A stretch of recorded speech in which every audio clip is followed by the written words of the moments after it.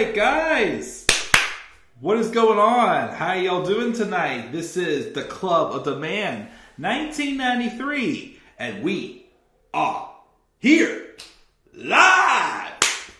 Not in my childhood bedroom. Yes, ladies and gentlemen, this is the office in my first ever home that I've owned.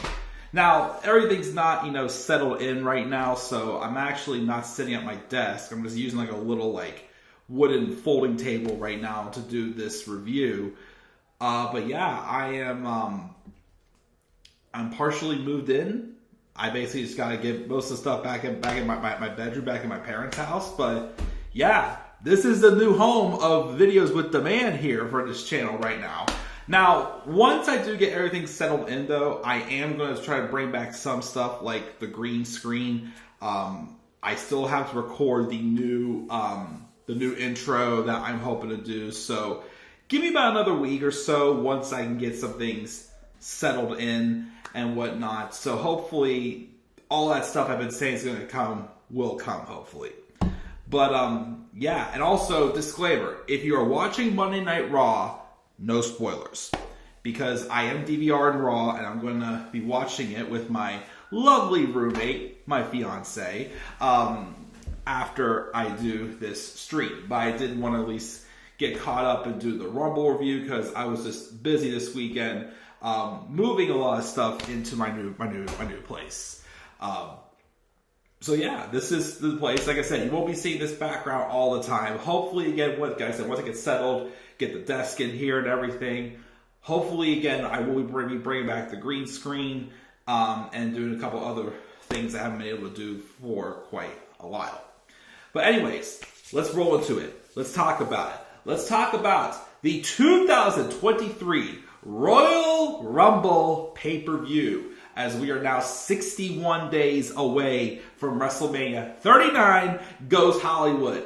And this event took place at the Alamodome in San Antonio, Texas. I will say right now, if you've never been to San Antonio before, I definitely recommend checking out. Again, I went there in 2019, and nice spot, beautiful spot. I definitely recommend checking out for sure. And overall, my thoughts on Rumble. As you remember from my preview and predictions, I had a lot of fantasy booking ideas. That yes, I kind of got a little bit of flack because I made some big prediction about Sami Zayn and how he would turn on the bloodline, which of course didn't exactly happen how it was. I feel like there wasn't quite as much storytelling development as I thought would be on this show. It was still good. The card structure was definitely not what I expected. And there was a couple little there was a couple little nitpicks I had with the show. It was good, but I felt like it could have been just a little bit better than it was. But still good. The ending, of course, the ending saved this show. And also, this ended up being the first Royal Rumble pay-per-view since 2013. Yeah, 10 years ago, the first ever Rumble pay-per-view I watched that neither of the Rumble matches main evented the show. In fact, the match that I thought that would main event the show did not main event the show. It actually opened the show. But we're going to roll in, we're going to talk about it. And again, if you are watching Raw while this is going on, please, no spoilers, as I will be watching this afterwards. And again, hopefully you guys do like to do setup. Well, not quite yet, but this is where we'll be for now, for doing these videos and whatnot, right here in my office. Now, the plan though is eventually, if my fiance and I, when we get married this summer, do have kids, we probably, if we get having multiple kids, we'll probably have to turn this room into an office, into a bedroom, and I'll probably move the office down in the basement. But I'm happy. Everything's going great. Let's check the live chat before we go live. Before we talk about the actual show. We've got Mark and we've got Tyler. Doing pretty good, Mark, by yourself. What's up, Tyler? I think Rhea should go after Charlotte and become a Grand Slam champion. Charlotte versus Rhea under Triple H, honestly, would not be a bad idea. Because, I mean, other than, of course, their first match, WrestleMania 36, and their match, the series of matches they had after WrestleMania 37, that story, that flubbed. You ever remember how, first off, again, the dynamic with Rhea Ripley when was a heel and a face, and then remember Rhea Ripley got disqualified because she used the top of the announce table board like that. So, hopefully, again, that, you know, I would be willing to give that a chance again, and the idea of being a Grand Slam champion, yes. But I still think she should go after Bianca and have somebody else win the Chamber go after Charlotte.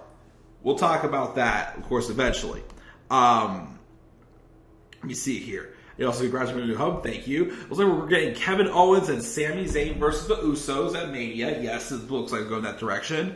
They should not have Roman and Kevin main event. The Royal Rumble also. Congrats on new home. Thanks. Yeah, I mean, I guess they main evented because of the ending. I know a lot of people thought that it was going to be maybe because The Rock was showing up, which, spoiler alert, he did not show up. So, as bummed as I am to say this, but this is where I'm going to cut ties and say, I'm going to put The Rock showing up for WrestleMania in the same category as CM Punk showing up in AEW a couple years ago. I'll believe it when I see it. Because if there was a time for the you know, start that match, it would have been at Rumble. And again, if they're not going to do it in Hollywood, then I don't think we're going to get the match. So I'm going to say right now, no Dwayne. I'm basically just putting it out and saying, like, you know, I let that idea go. Do you think Jay is done with the bloodline? No. I don't think he is yet. I think he will, of course, eventually, you know, get his grip and, you know, stick with the bloodline, but that still, of course, was incredible cliffhanger right there as well. I thought Rhea should not have won the Rumble. Who would you want to see win the Rumble? There are so many other women that could have picked for number 30. Oh, God. Oh, gosh, we'll talk about that when we get to it. I can't believe that they had women from NXT for the Rumble, but no men. Yeah, that's the other thing, too, that I was shocked about. Because didn't they eventually reveal a graphic with, like, 27 of them? And there were, like, several, like, you know, tag teams. Like, you could have had, like, again, I don't watch NXT, but you could have had, like, Braun Breaker in there. Maybe Joe Gacy. Carmelo Hayes, for crying out loud. When is he getting called up? Carmelo Hayes could have been in there. They could have, yeah, I didn't have any men from NXT in there. Let me see here. 7 out of 10 I gave it in his live review. Are the mid-card champions even going to have a match at Mania? I'm hoping so. Again, I have 2 predictions. One, U.S. title match, because he said in a few times, the champ is here! Austin Theory versus John Cena for the U.S. title. And do Gunther versus Sheamus, part 3.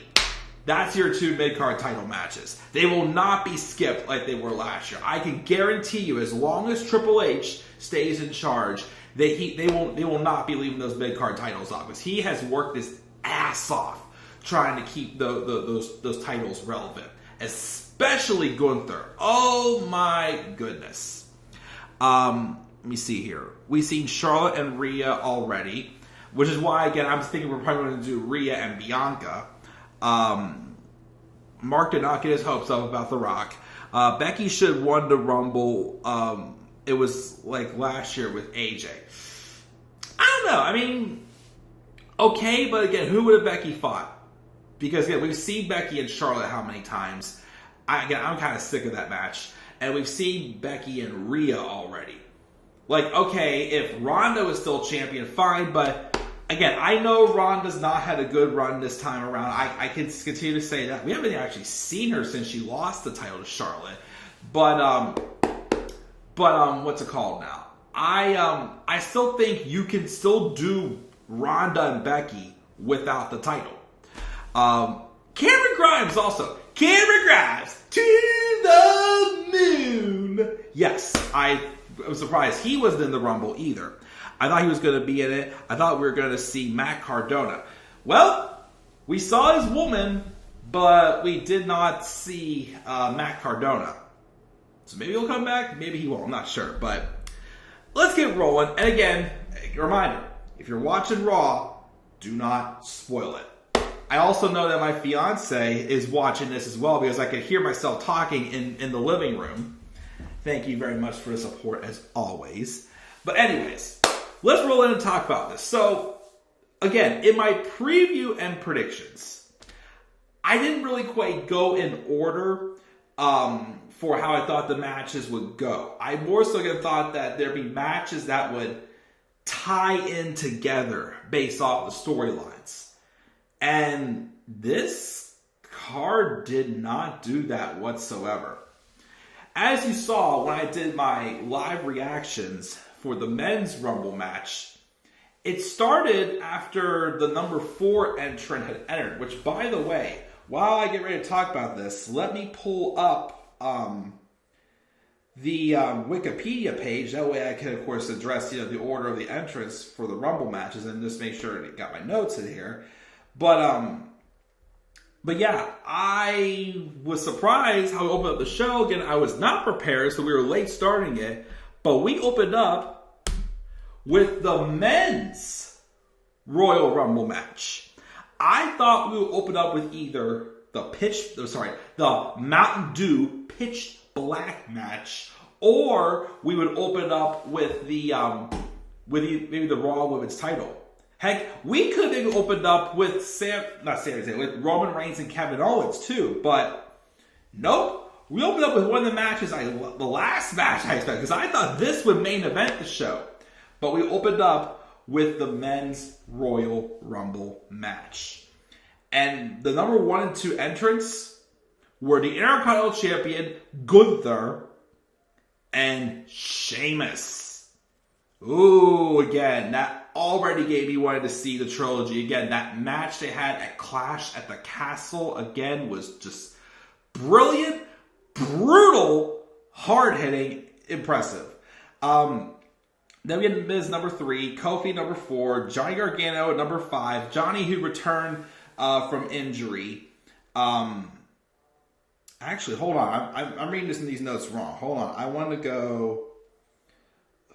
I'm sorry, guys. I'm not too prepared. I want to make sure I get it right when people were eliminated also. Just so I got that. Let me roll up here. Results. Okay. So we had Gunther, Sheamus, Miz, Kofi Kingston, who again, reminder, New Day is NXT Tag Team Champions at this time. Then Johnny Gargano was number 5. And again, I was surprised to see Johnny because I thought he was hurt. But he was back. This was his second Rumble match. The first one he had was back in 2019. And he didn't do too bad. They gave Johnny quite a bit of time in this match. About a half hour, I would say. The Miz was the first person to be eliminated. We also got Xavier Woods, number 6. Number 7 was Karrion Kross. We had a good tease there with Karrion Kross and Gunther. That'd be a physical match if we ever saw that. Then we had Chad Gable at number 8. He, of course, he came in, and he first attacked, he would go, shoosh! Next person he attacked. Shoosh! Next person. Shoosh! Thank you! Number 9 was Drew McIntyre. And, of course, he was the 2020 Men's Rumble winner. For most of this match, it then turned into, Drew McIntyre and Sheamus for a while, was just keeping their alliance and just sticking with each other. Drew, though, was able to eliminate Karrion Kross, I guess, somewhat of revenge, because I felt they didn't quite finish their feud this past fall. But he eliminated Karrion Kross. Santos Escobar came out at number 10 in his first Rumble. Number 11 was Angelo Dawkins from the Street Profits. And then Xavier Woods was eliminated by Gunther. And then, poor Kofi. Poor Kofi. Last year's, I was fuming about. This one I felt bad about because I don't think it was completely his fault. So we all remember last year how Kofi Kingston botched his elimination. Like, he gets into the match, goes up to the top rope. Immediately, Kevin Owens pushed him off the ropes, and he was trying to do a thing where he landed on the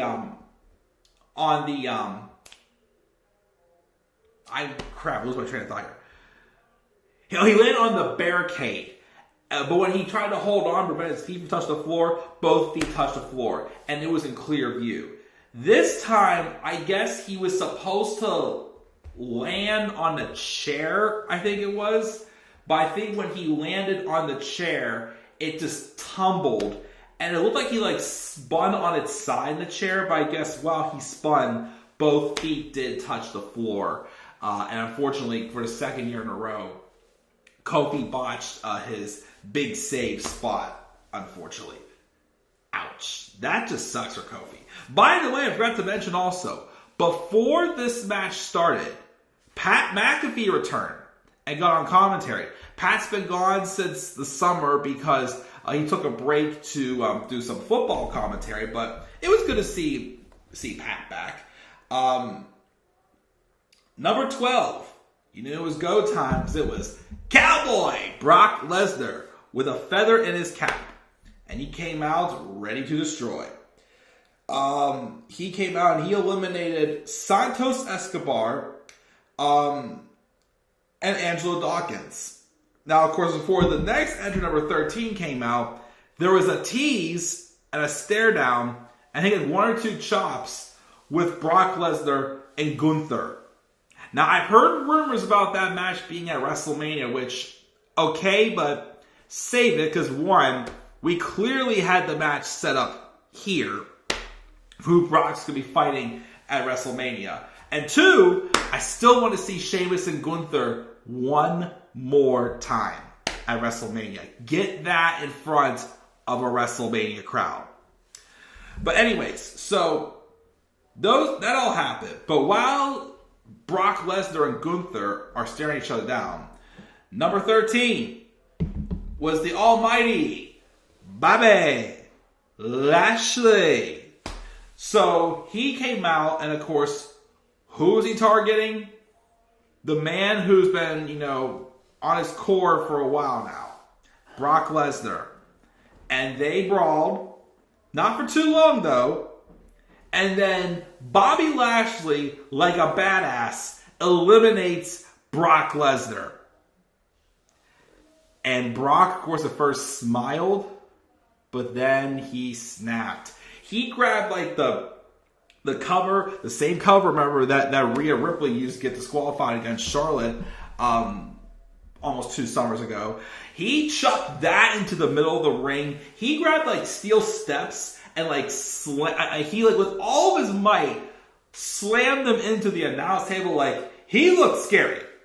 And yes, he looks like a freaking cowboy butcher or whatnot, but he looked scary. I was actually a little afraid.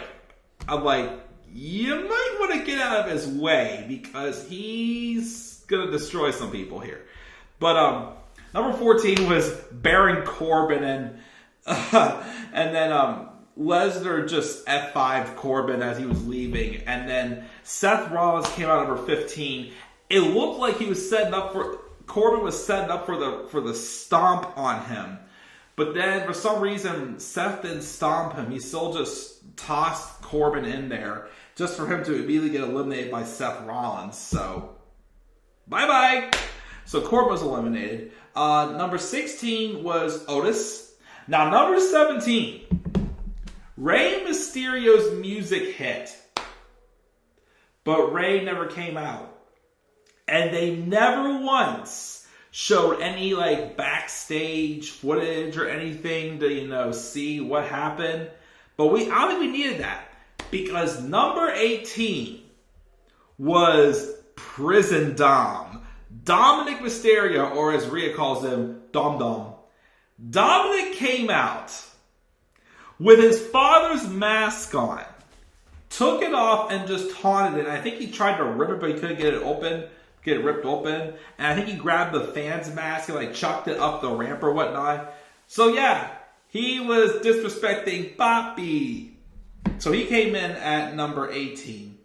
And then Sheamus and McIntyre would eliminate Otis. By the way, before Dom came out, Seth Rollins surprisingly eliminated Bobby Lashley. Which, again, there's been history. And again, it still just makes no sense to me. Especially when he got to the point in this role. Again, other than the fact that people love his song and chant his song, I still do not get for the life of me how Seth Rollins is a babyface right now. He eliminated Bobby Lashley right here. And again, he has history with Bobby Lashley as of late. I still don't get that. But, yeah, that happened there. Number 19 was Elias. He didn't last too long. He was eliminated by Sheamus and McIntyre. Number 20 was Finn Balor. And then, for the most part, that's when Judgment Day started forming. They would then, of course, eliminate Johnny Gargano. Him and Finn had a little bit of a history in NXT, I remember. Number 21 was a surprise. We didn't have too many surprises in this men's Rumble match. In this men's Rumble match. But we got one, and we got Booker T, who came in, did a couple little moves, did a quick spitteroonie, and then he got eliminated. But it was a nice little surprise to see Booker. Number 22 was Damian Priest, so Judgment Day was at full strength at this point. Then number 23 was Montez Ford. Number 24 was a returning Edge. And of course, right away, Judgment Day lines up. And everybody's like, okay, here he comes. And of course, Edge, who again, we have not seen Edge since the I Quit match at Extreme Rules back in October, when they went as far as concertoing and threatening his wife's life to get Edge to say, I quit. Which, of course, it worked. But we hadn't seen Edge since. But he came out and he just started going after Judgment Day. He eliminated Finn Balor and Damian Priest. But then as he's taunting them, Dominic comes from behind trying to eliminate him. And while distracted by Dominic, Finn and Damian get back on the apron and pull out Edge for Edge to get quickly eliminated as well. So, I don't know. Well, let me finish the rest of it. Spoiler alert. I thought Ray would come back out eventually. And Ray would eliminate Dominic. We didn't get that. So, at first, until the Women's Rumble, I thought, what if we're getting a 6-man tag at Mania? And it's like Dom and Finn and Rhea versus Edge, Rey Mysterio, and Beth Phoenix. But I guess we're not getting that. But that's one thing I was disappointed with. I thought we would see Rey Mysterio for the first time put his hands on his son and eliminate him from this Rumble match to set up for their match at Mania. But I guess we're still going to be getting probably the payoff with Finn Balor and Edge at Mania. Some people have said Hell in a Cell, which I'd be for. Although I keep hearing rumors they might be doing Bobby Lashley and Brock Lesnar inside Hell in a Cell. Which, honestly, I'd rather see that one inside Hell in a Cell. But they could change, of course, and do it that way, but set up there. But anyways, while that's going on, after Edge gets eliminated, he was fighting off the members of the Judgment Day going back up the ramp. And then eventually, though, Rhea Ripley knocked Edge down and started attacking him. Until Beth Phoenix came out.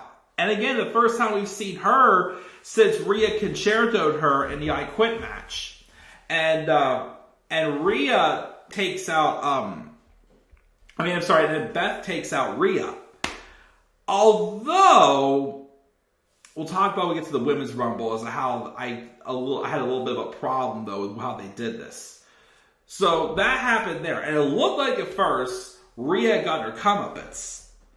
But then, after that, Austin Theory's number 25. Number 26 was Omos. Number 27 was Braun Strowman, and they basically did a callback to Strowman and Omos's crown jewel match, and Braun Strowman eliminated Omos. Okay. Number 28 was Ricochet, and then Gunther was able to eliminate both Sheamus and Drew McIntyre. Let me tell you something, though. Yeah! Well, okay, I'm not talking about LA Knight yet. But I know I do want to see Sheamus versus Gunther Part 3. It wouldn't hurt to throw in McIntyre and make that a triple threat at Mania.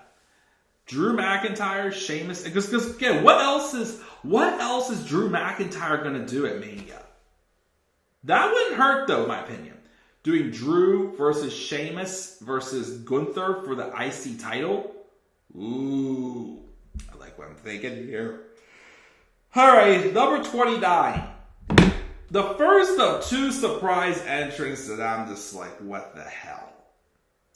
Number 29 was Logan Paul, who, despite the fact that he just put on an impressive performance just like, 2 months ago against Roman Reigns at Crown Jewel, is basically scamming people now.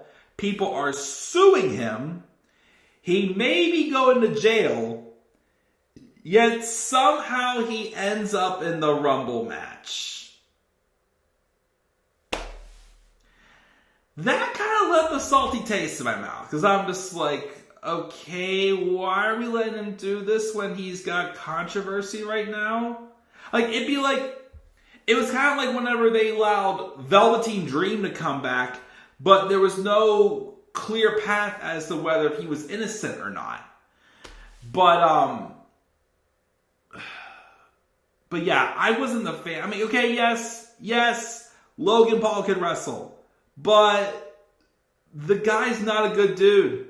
So why are you allowing him in this Rumble match when he's clearly in some sort of trouble right now? But he was number 29.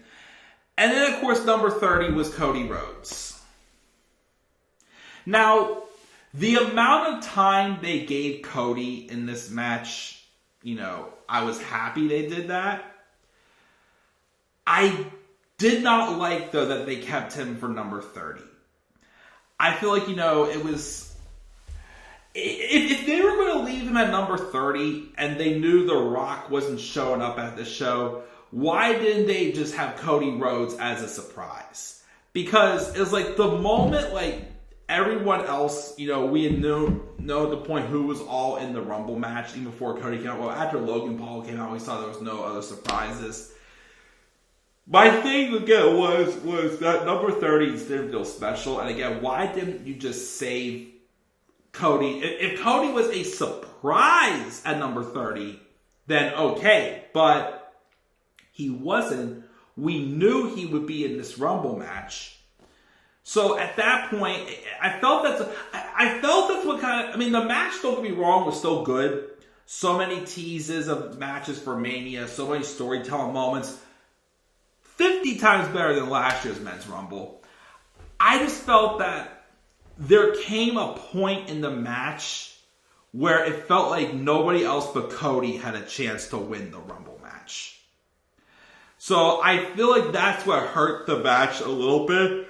But after that, we had people getting dropped. Dominic got eliminated by Cody. Cody also eliminated Braun Strowman.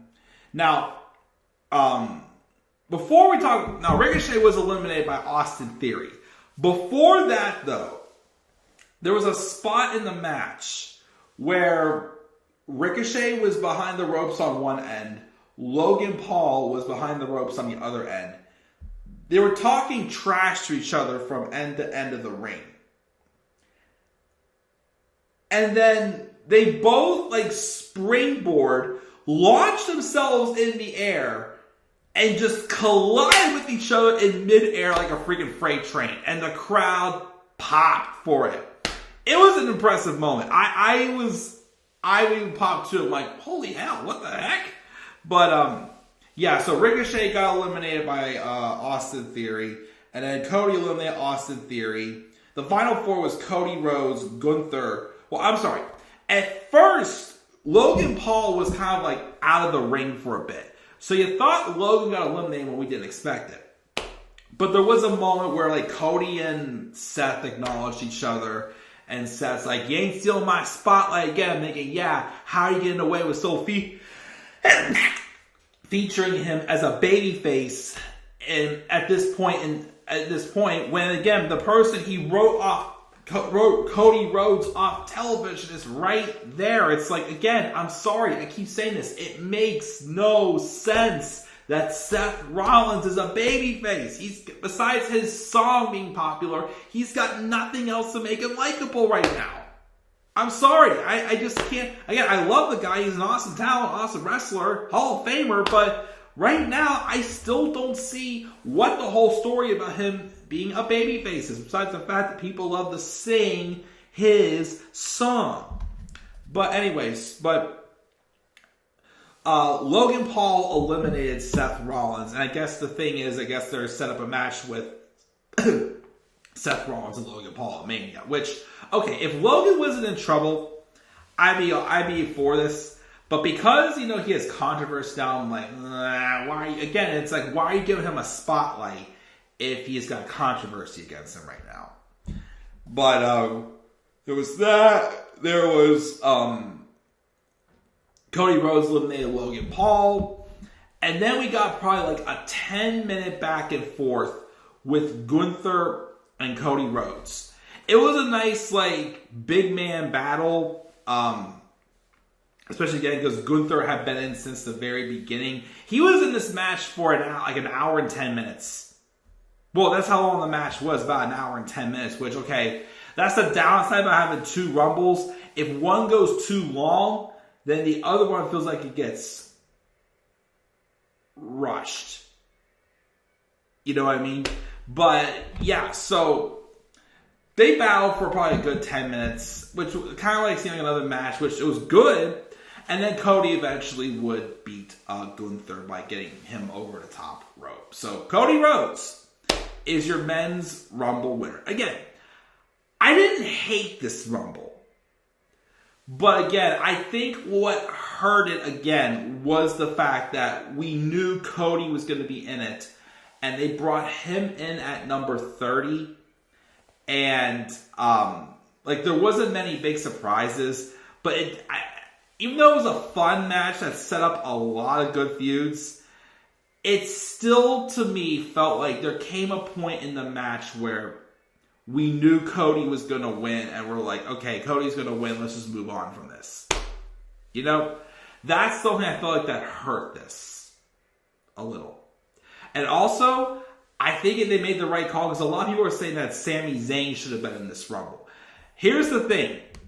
If Sami Zayn would have been in this Rumble, Cody Rhodes would have gotten the same treatment Roman Reigns got in the 2015 Rumble. And I'm sorry. One, I don't want to see WWE having like another polarized figure again. But two, Cody deserves this. Cody actually, Roman did too, but again, WWE set him up to get booed. Again, WWE knew that he was going to get rejected, but they still went with it anyways. At least here, they didn't, put Sami Zayn in that position that if he entered the Rumble, people were going to want to see him win. At least they did not do that, and it protected Cody.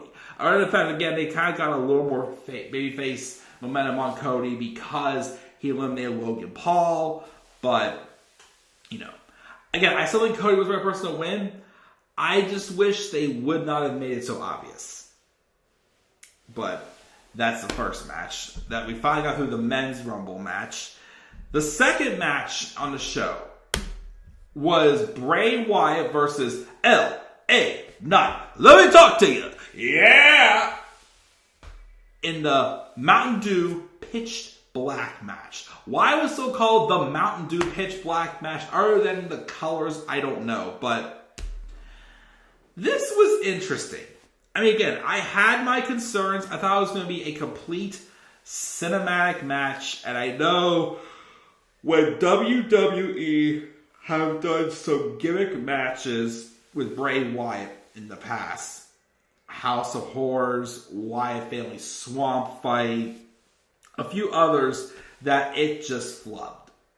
So, of course, Triple H is in charge, but I was, hoping this one would not have flubbed. And this one wasn't bad.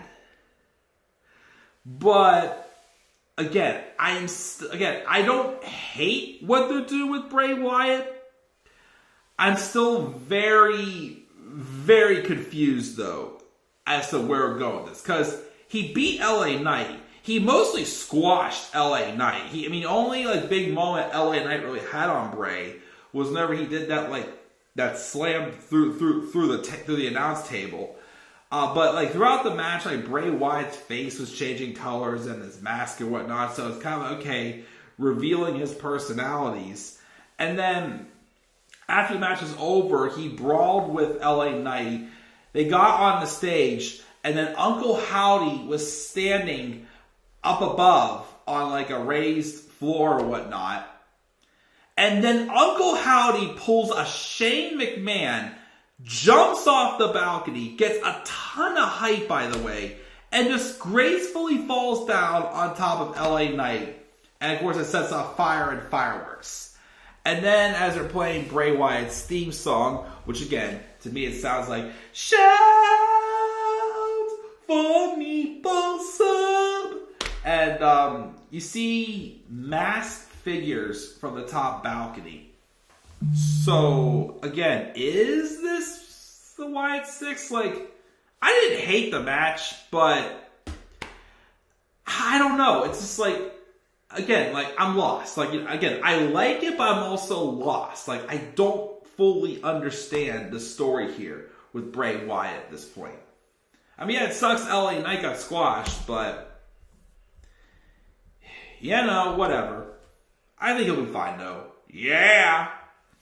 What was kind of pointless then was this Raw Women's title match with Bianca Belair and Alexa Bliss. This match did not go too long, and to me it felt like it didn't even need to happen. It wasn't even a cool-down match. It was just there, and to me it felt like they didn't need to do it. Bianca won. No interference from Uncle Howdy, as I thought would happen.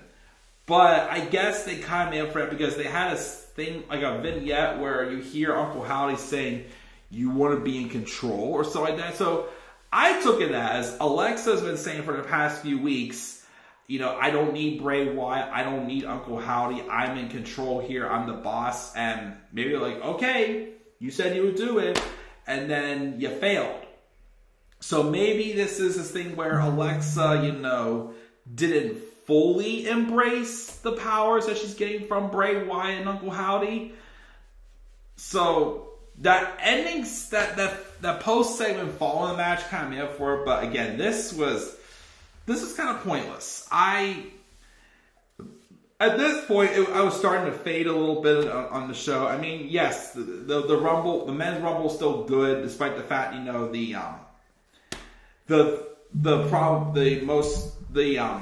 what's the word I'm looking here? The obviousness that Cody was going to win after a while. Again, the pitch black match again was good, but again, I still was left a little confused. And again, this just felt kind of pointless. So we have 2 matches left. Number 4, the 4th match was the women's Rumble match. So this Rumble match was decent. They tried doing some storytelling moments. We did, of course, get a continuation of Becky Lynch and Damage Control. Damage Control did dominate a good portion of the first half of this match. We saw a couple other little things, but again, if I'm being really good, this just continued to expose how weak the women's division is. There is some names, but this women's division still needs a lot of work. And then, of course, there were surprises, NXT stars in there as well, and a couple free agents, and really one legend or whatnot, if you want to call Michelle McCool a legend, which I think so. By the way, Michelle can still go. She's been in just about every single women's Rumble match. You think she'd come back just for one last run? I don't know though. But anyways, to my surprise, I mean, I'd heard Liv Morgan wanted to start the match, but she was number 2. The number 1 entrant was one of my 2 picks to win, which was Rhea Ripley. When she came out, thinking, okay, she's probably not going to win this because it's obvious Beth Phoenix is here. So why would she not continue to come after Rhea after everything she had done to her? Because, again, at this point, you knew Beth was here. Which, again, what happened here is another reason why I wish they would have done this Rumble match before the men's. But anyways, so number 1 was Rhea Ripley. Number 2 was Liv Morgan. And then we get Dana Brooke at number 3, which I keep forgetting she's employed.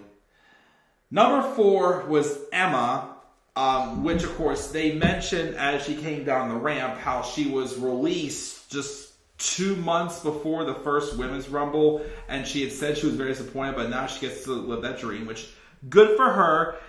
Yeah, I'm still not really feeling her right now as far as, her booking, but, okay, I'm still a big Emma fan, but, it was nice to hear that.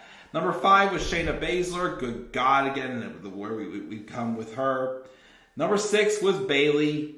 Number 7 was B-Fab from Hit Row, but she wasn't in there too long. She got eliminated by Rhea Ripley. Number 8 was the NXT Women's Champion, Roxanne Perez. Again, I don't watch NXT anymore, but I did like what I saw from her when she appeared in that 6-woman tag match on SmackDown a few months ago whenever her and Cora Jade were feuding. And they were kind of like picking each other's poisons for, I think it was Halloween Havoc, I think it was. Which, by the way, I'm actually very surprised they didn't have Cora Jade in this match. You would think because they had Roxanne Perez, which they had her in just for like 4 minutes, their champion. But then they had Zoe Stark, which I like Zoe Stark, but they had her in for like what, 25 minutes? Like, why did you have your NXT Women's Champion there long? Because she did good. She had a nice, Roxanne had a nice, double hurricanrana that she had hit on Rhea, which was awesome. But yeah, I am surprised they didn't have Cora Jade in this. So she was number 8. Number 9 was Dakota Kai, followed by Io Sky at number 10. So Damage Control was at full strength and dominated for most of the rest of this match. So they eliminated Dana Brooke, Emma, and then Roxanne Perez. Number 11 was Natalya, which is her return since a few months ago she broke her nose, and of course the person who did that was Shayna Baszler. Number 12 was Candice LeRae. And then Shayna was eliminated by Natalya.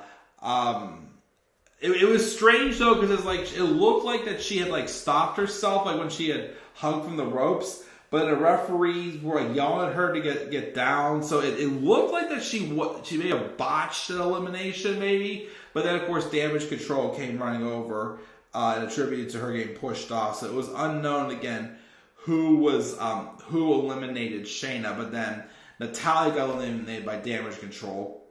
Number 13 again was Zoe Stark. Number 14 was Xia Li in another freaking gimmick, again, because they can't make up their mind what to do with her. Candice LeRae got eliminated by Io Sky. Becky Lynch came out at number 15, and just like what they did with Judgment Day, Becky came charging in for Damage Control. They went under the ropes and brawled outside the ring. And they did, but none of them were eliminated because they went under the ropes, not over the top rope. And then they took out Becky by the table, but of course giving her a slight breather. Number 16 was Tegan Nox.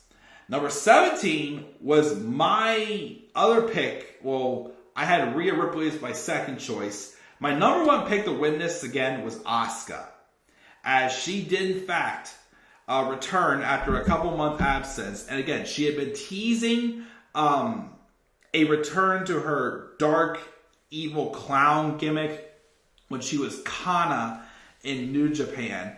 And she sure as hell did come out that. And when she got the spotlight in this match, she looked like the dominating badass she was in NXT. It was awesome to see her kick some ass.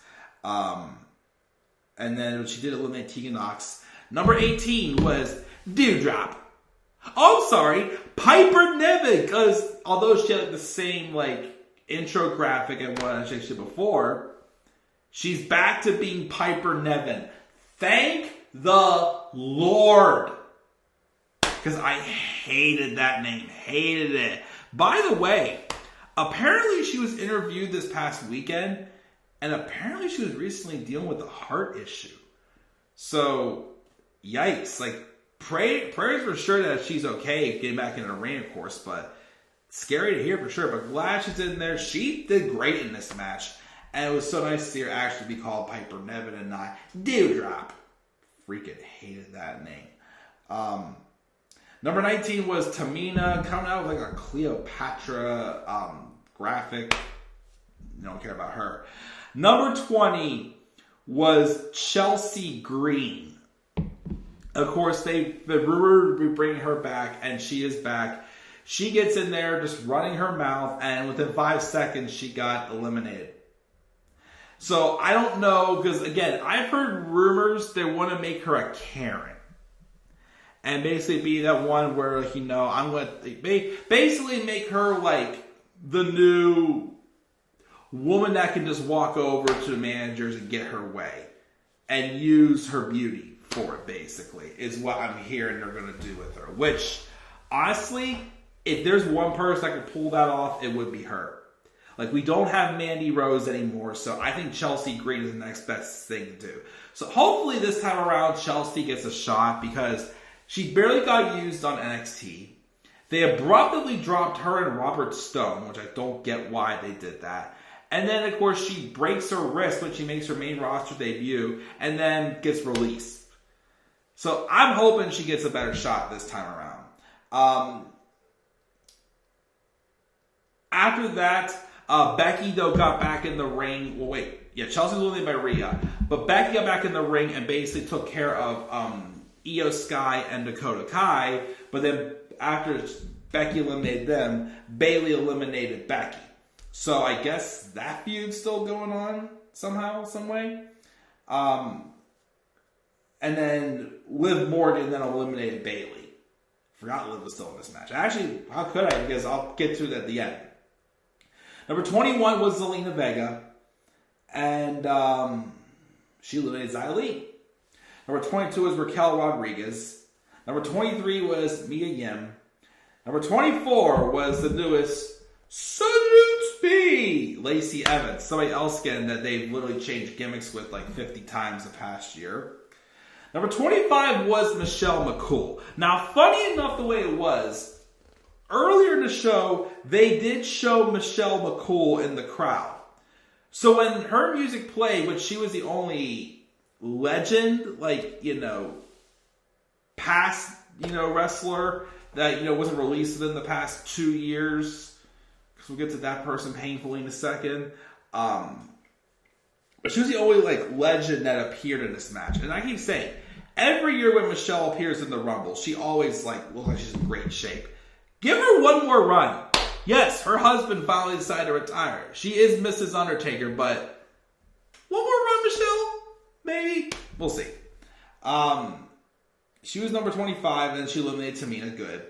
Number 26 was Indy Hartwell from NXT, which again I felt should have been Cora Jade, but fine with Indy.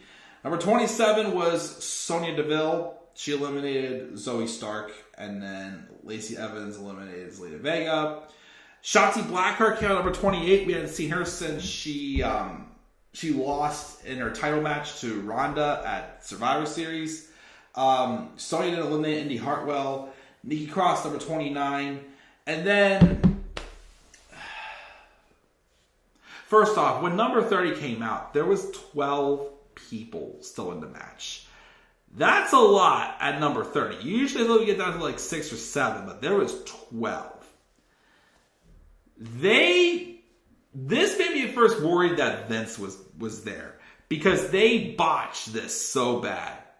They started playing the entrance music for number 30 before the 10-second countdown even happened. But yeah, the rumors were true. No, we didn't get The Rock. We got Nia Jax. Huh? Yes. Triple H brought back Nia Jax. The same woman that just was green in the ring, could not act to save her life. I mean, it's been like, 3 years now since she fell on her hole, and she screams out, "Ah, my hole!" Or, "my hole!" I can't get high pitched right now. I don't know what it is.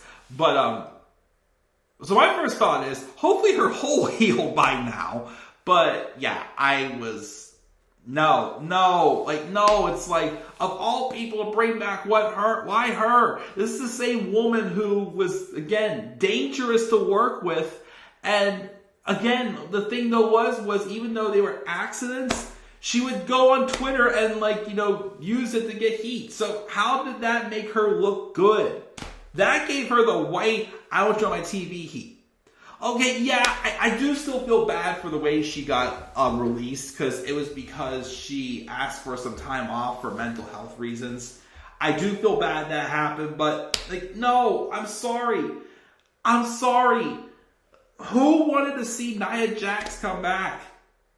I just don't think, again, you can just tell she just isn't there.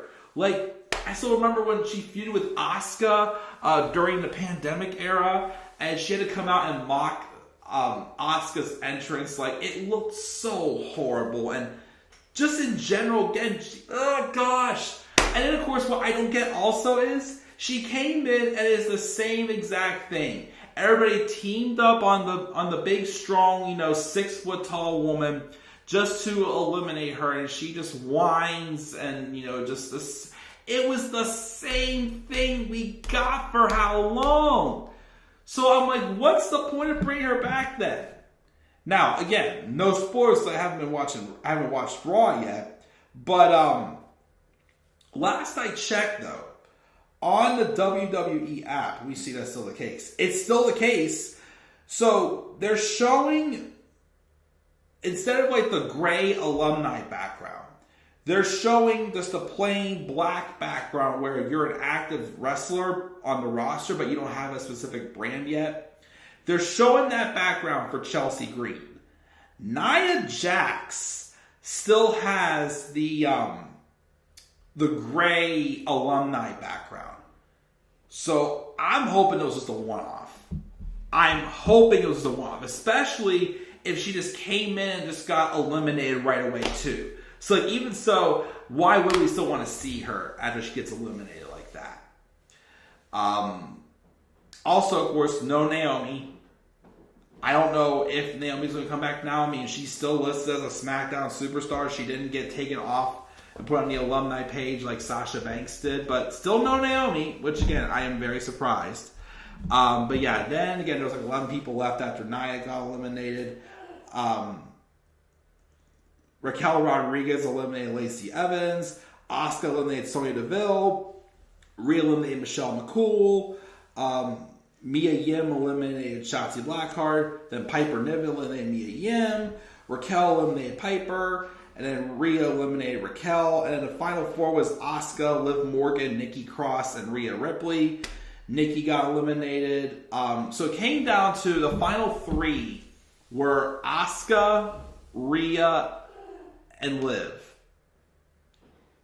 This was the probably my favorite part of the match, because they had this moment at the end. All 3 of them were on the apron, fighting for their lives. And Asuka sprays the mist into Liv Morgan's face, blinding her. She can't see for crap. But then Rhea eliminates Asuka. Which, of course, at first I'm like, rats, because Asuka was my number 1 pick to win. I'm like, okay, I'm still fine with Rhea. But then they had Liv, Here, hold on 1 second.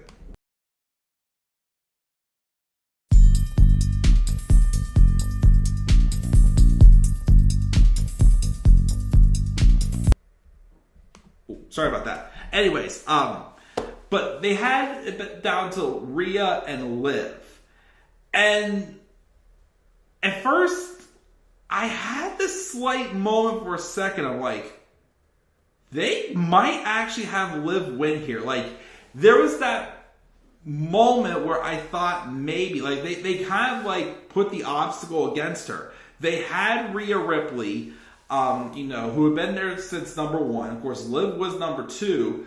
But it's like, are they trying to give Liv, like, the ultimate, like, babyface win here in this Rumble? Because, again, let's face it. We all love Liv Morgan. And I still say this is, I feel like she was the one thing that Triple H was not able to fix when he took over creative. Like, again, he was, like, backed into a corner with Liv as champion. And no matter what he tried, he just couldn't, like, fix it. So I was thinking, wow, maybe she'll pull off the upset here, and basically this is them trying to, do the championship thing right this time. But no, Rhea still won the match. And yes, it was awesome to see Rhea go from be the first female wrestler to enter at number 1 and win the whole thing. Here's the problem I have. She got taken out by Beth Phoenix during the men's Rumble match. Beth Phoenix was still there. Beth Phoenix did not get taken out. So, why wasn't Beth Phoenix in this Rumble match? Like, it was weird because you knew she was there.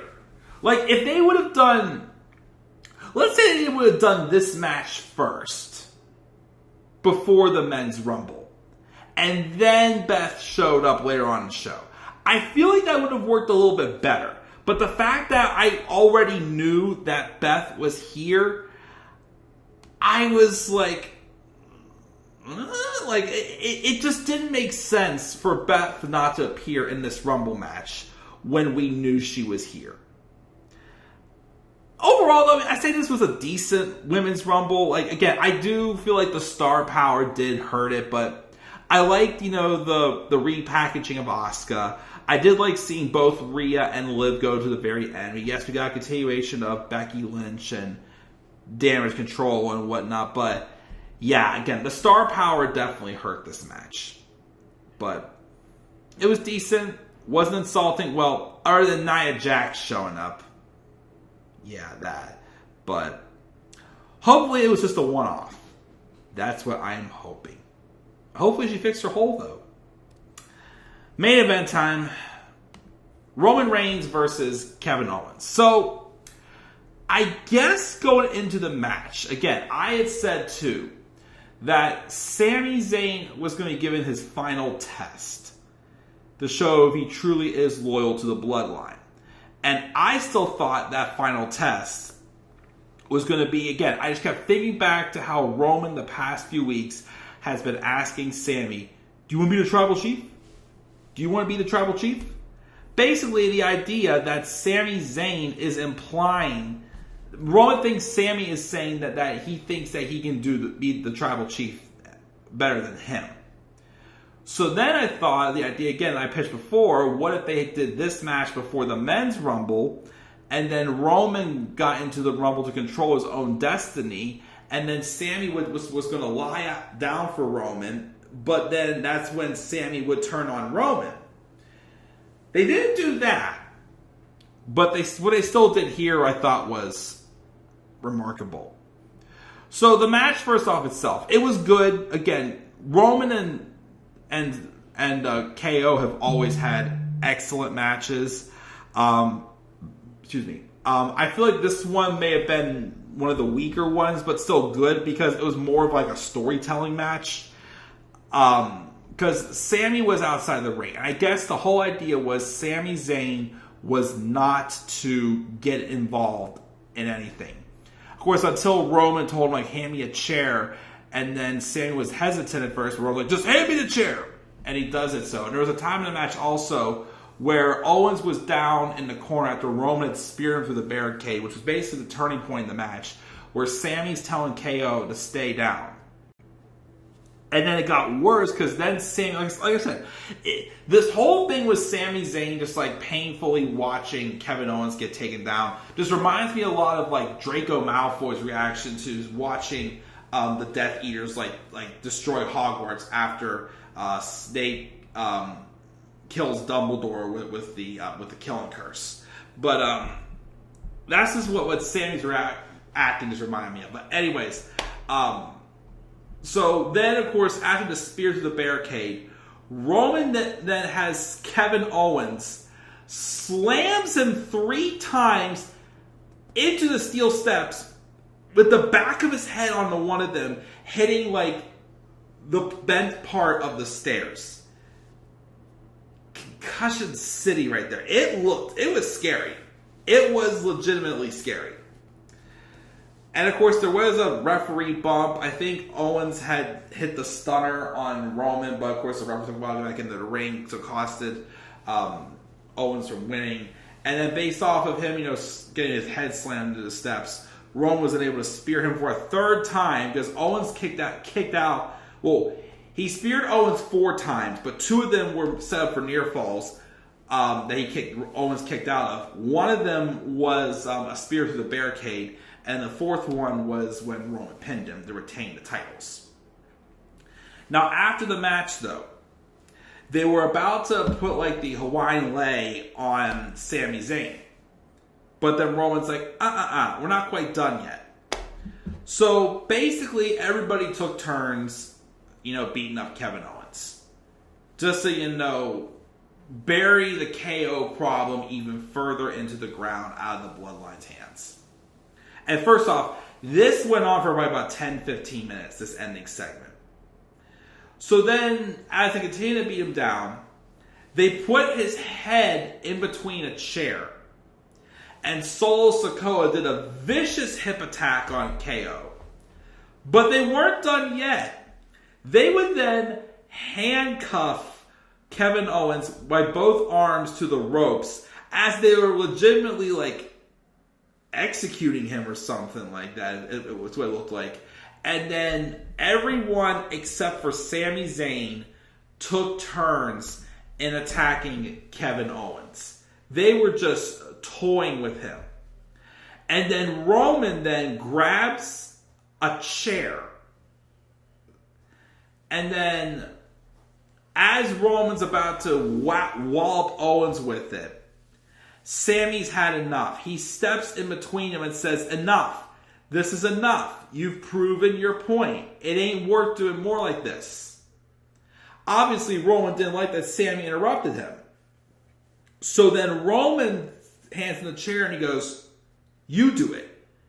Sammy's like, no, I can't do this. He's like, you're doing it. And he starts yelling at him and saying who actually loves you here? And he even was pushing Sammy in the face and all this and that, just talking so much trash. And the crowd is just getting louder and louder, going, Sammy Uso. And there were so many times I thought he was going to do it. It felt like it took 5 minutes for this moment to happen. That's how suspenseful it felt. And then it happened. Sammy finally snapped. Well, not completely snapped, but finally just let go and hit Roman Reigns in the back with the steel chair. And then Roman took the chair shot and he just went down, was looking at his face like, bitch, you did not just do that. And then he stood there in disbelief. Jimmy and Jay were both like, why'd you do that, man? Why'd you do that? We're family. And then Jimmy Uso starts attacking Sami Zayn.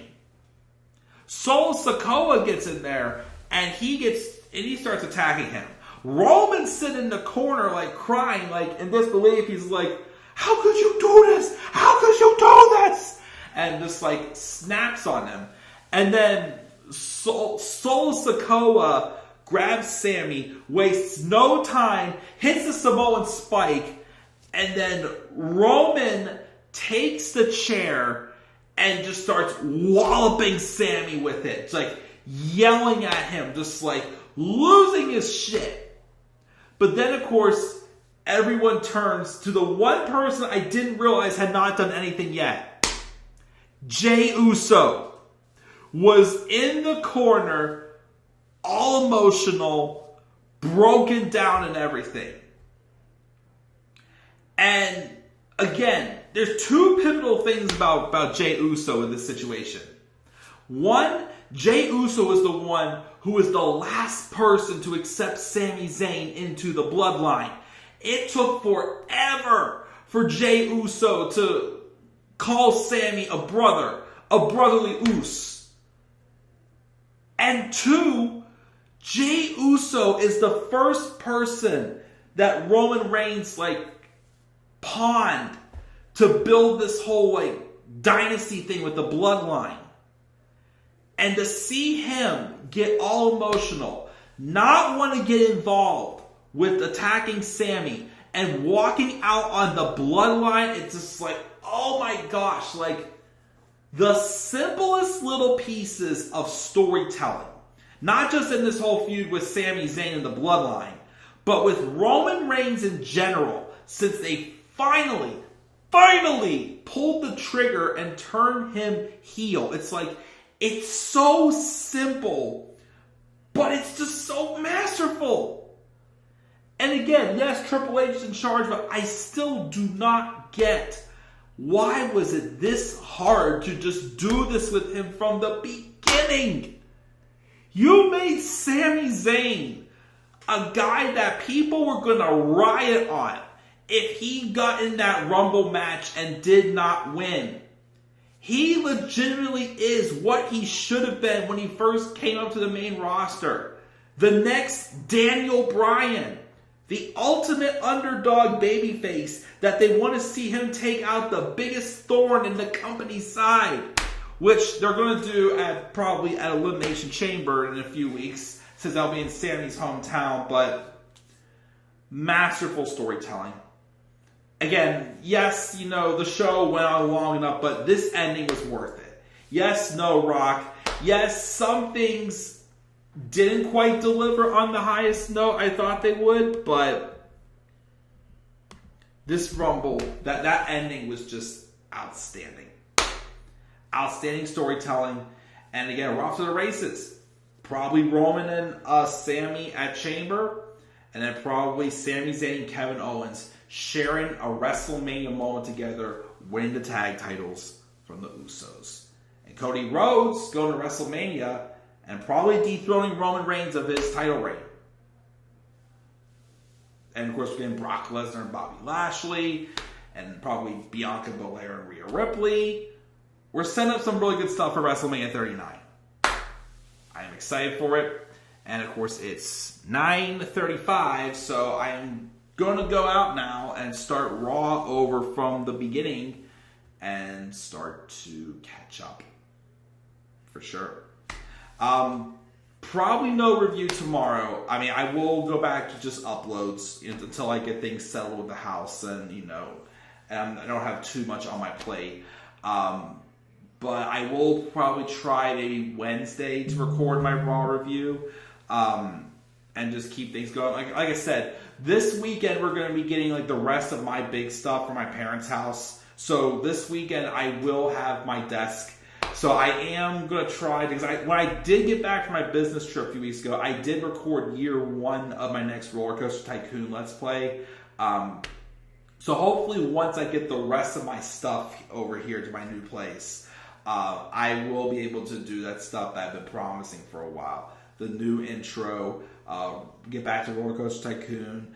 I still have 2 special. I still like to do a 2022 year in review video, do those awards again. And I do want to do a follow-up to Just Alex's newest video about his latest worst matches in WWE. I kind of want to do that again as well. And of course I do at some point got to do a Sami Zayn turn alert. But my fiance is waiting for me. We have some nice new floor lamps we're installing, which actually, one of them is in here right now. I mean, It's just like a basic one because we didn't realize when we toured this house that this room, the office, and our spare bedroom do not have ceiling lamps. So we bought these 2 really nice floor lamps, and we also got these 2 fancier ones we're going to put in our living room. So I get to go put those up next. So we're going to do that while I watch Raw. But again, guys, I will continue to be posting content here. And also, like I said, once I do, get things more settled here, hopefully I'll get to bring back the green screen. And hopefully I'll be able to start getting a little bit more of a steadier schedule again with the channel. And hopefully, again, once I get things settled down, hopefully I'll get to do live streams more often again. Because I do love these live streams. Interacting with you guys and whatnot. But, when it gets busy, uploads is the easiest way for me right now. Before we go, though, let me check the live chat really, really, really, really quick. Let me see here. Where were we at? I think we were right here. Split the world in tag titles, as Tyler always likes to proclaim. You mean Hillbilly Brock.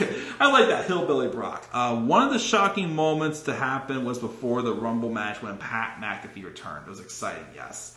Tyler said, why? I'm not sure what he's referring to there. And you should come on my Raw live stream after Raw.